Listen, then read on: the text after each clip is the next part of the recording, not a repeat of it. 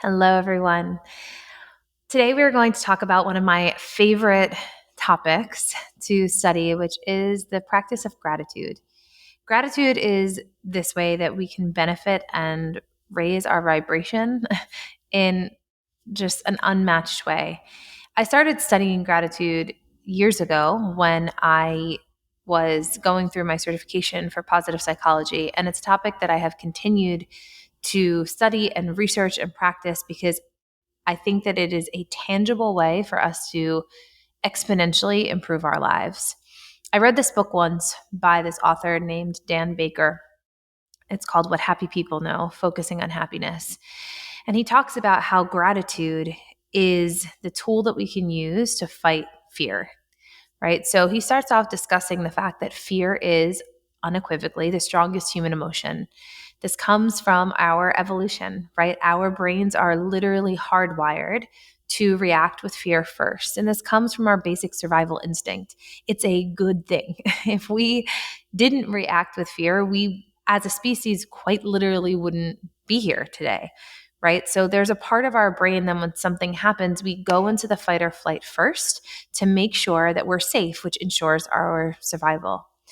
The challenge and problem with this is that as we have evolved, we still react with fear first, even when our lives are not literally threatened, right? If someone throws a loud noise, like a book on the floor, we jump, or a door slams, or a car backfires, right? We jump. We're not in danger. It's just that our brain is hardwired to perceive that loud noise as something potentially dangerous. So our system gets flooded with all of this adrenaline and cortisol because we're in fear mode, but then there's nothing for us to really fight against because we're not actually in any kind of danger. And then we're just left with all this stuff in our bodies, right? When you go to have a conversation with your boss or a friend about something that's a little uncomfortable, we can be flooded with anxiety and stress and all of these thoughts around what could possibly happen. And our bodies are filled again with cortisol and adrenaline, and you can literally feel it in your body, even though you're not actually in danger, like your life is not in danger. It's just that over time, our brain, still being hardwired to react with fear first, doesn't necessarily discern between actual life-threatening situations and just situations that make us a little bit uncomfortable. So what can we do? Right? Because that amount of fear leads to a lot of stress, which can affect everything, our health, our immune system, just our overall sense of well-being.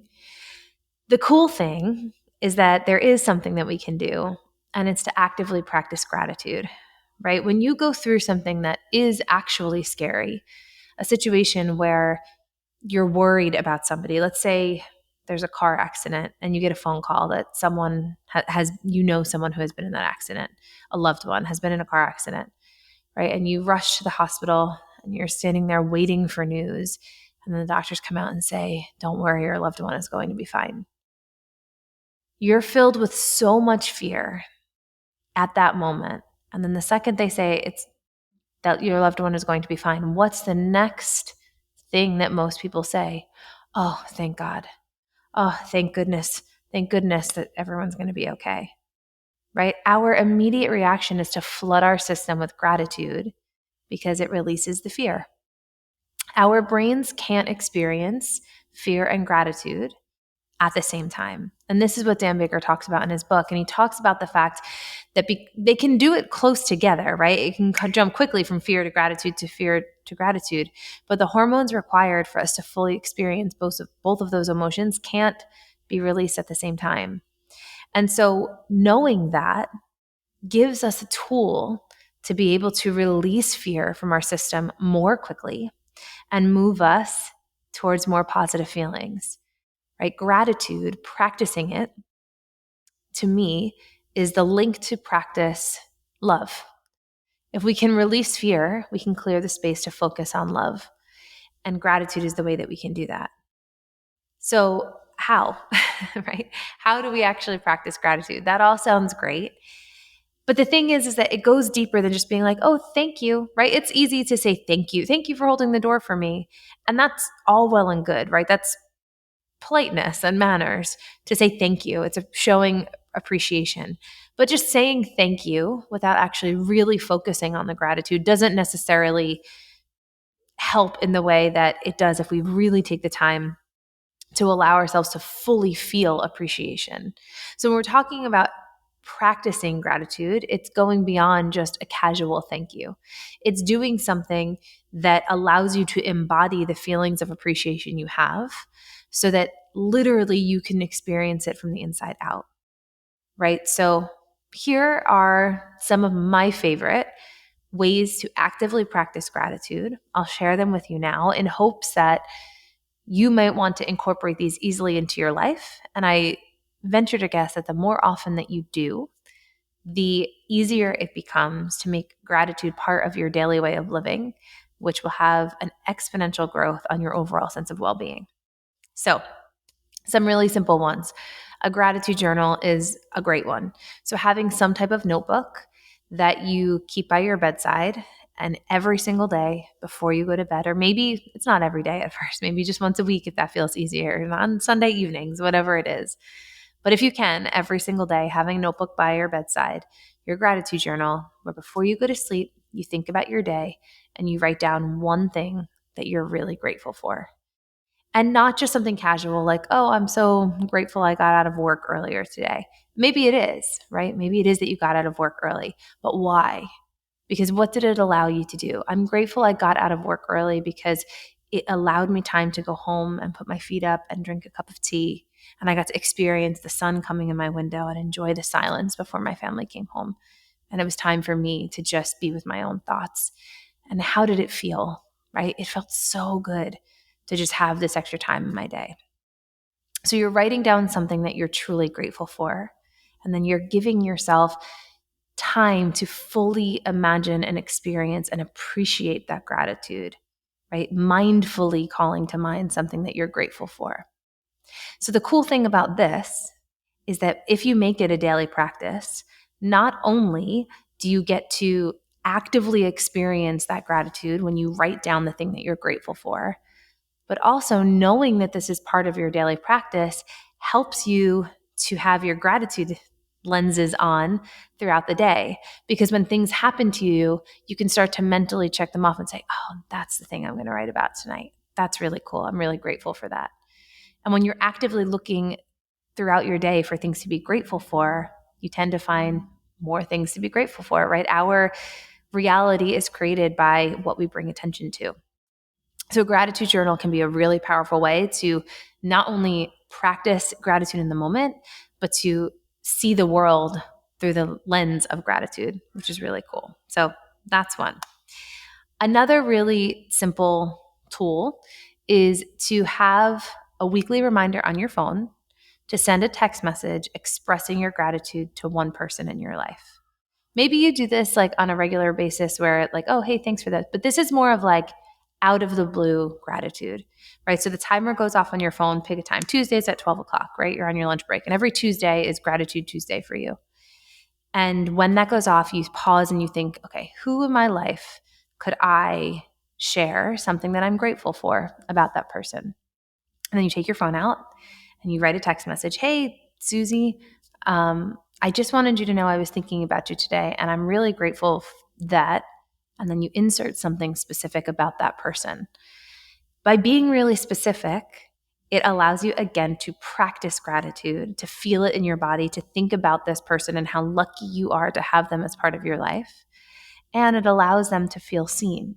So you share that gratitude with them, which gives them a sense of love and care. And how good does it feel to, out of the blue, get a message like that? So not only are you bettering your own life, but you're bettering the life of someone else that you come in contact with, which is super special. And I love this practice because it's a way to share love, share gratitude, connect with people, and everybody could use a little pick-me-up. So you start to become a positive force for gratitude in other people's lives, which is really, really, really powerful. So gratitude journal, a gratitude text, and then the last one, the last tool that I have related to gratitude specifically. This last tool is more focused on like the gratitude for the world around you as opposed to like a specific person or a specific thing in your life. And it's really related to expressing gratitude about food. We all eat every day, and there's a lot that goes into getting food from its source to your body, right? So something that you can do before you eat, maybe it's one meal a day before you eat breakfast in the morning, or maybe just before your cup of coffee, like a good way to start out the day. You pick one food item as an easy way to integrate this and express gratitude for it from start to finish. So if it's your cup of coffee, it's thinking about, I'm grateful for the environment in which the beans that made this coffee were able to be grown from, for the rainwater that fell there, for the farmers that cultivated the plants and afterwards harvested them and took care in preparing these beans, and for the people that then touched them and shipped them to the next location. And you go all the way through until that cup of coffee gets to you. And so you're blessing every step of something along the way and saying thank you to all of the people who made it possible for you to experience this thing in your life that you're about to enjoy. And so what this does is it not only brings a sense of thoughtfulness, mindfulness, gratitude to the things that you have, the simple things, right? We're not talking like, thank you for all of the diamond jewelry that I have. Not that you shouldn't be thankful for that, but if you have it. But for something simple, your cup of coffee, your bottle of water, right? Your cheese and crackers, whatever that is for you, whatever you pick, some item of food that you're consuming, something simple. We're grateful that we're in the position, right? How grateful are we? How lucky are we to be able to sit down and eat food or drink food when there are many people in the world who don't have access to that? So expressing gratitude for the simple things in your life and then extending that to all of the people who made that possible, right? It makes us remember that we're part of something bigger, that what happens in our life is, yes, important, but it's not possible without us being part of the collective energy that exists. And so another really powerful way for us to focus on things that make us grateful, while also sharing that and putting out gratitude energy to the world. So those are 3 simple tools, 3 really easy ways to integrate a gratitude practice into your daily life. And when you do things like this, when you focus on gratitude, you give yourself the opportunity to let go of all of the fear and instead to focus on the gratitude, to free you up and move you towards that place of love. And just like yoga, just like meditation, the more often you do this, the easier it becomes. It is a practice, right? The more this becomes a habit, the more we use our gratitude attitude.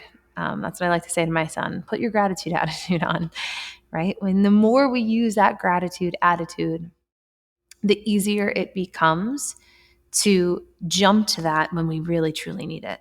When something that could feel like the end of the world comes our way, it's like, wait a second, is this that bad, or do I have a lot to be grateful for? And what do I choose to focus on? Do I choose to focus on this thing that's going to bring me stress and fear, or can I make the choice to focus on the things that I'm grateful for? Right? We get to participate in how we live our life each day. Our thoughts are choices. And if our thoughts shape our reality, then we get to choose what kind of reality we live in. And when you choose gratitude, it's going to be a much better reality to exist in each and every day.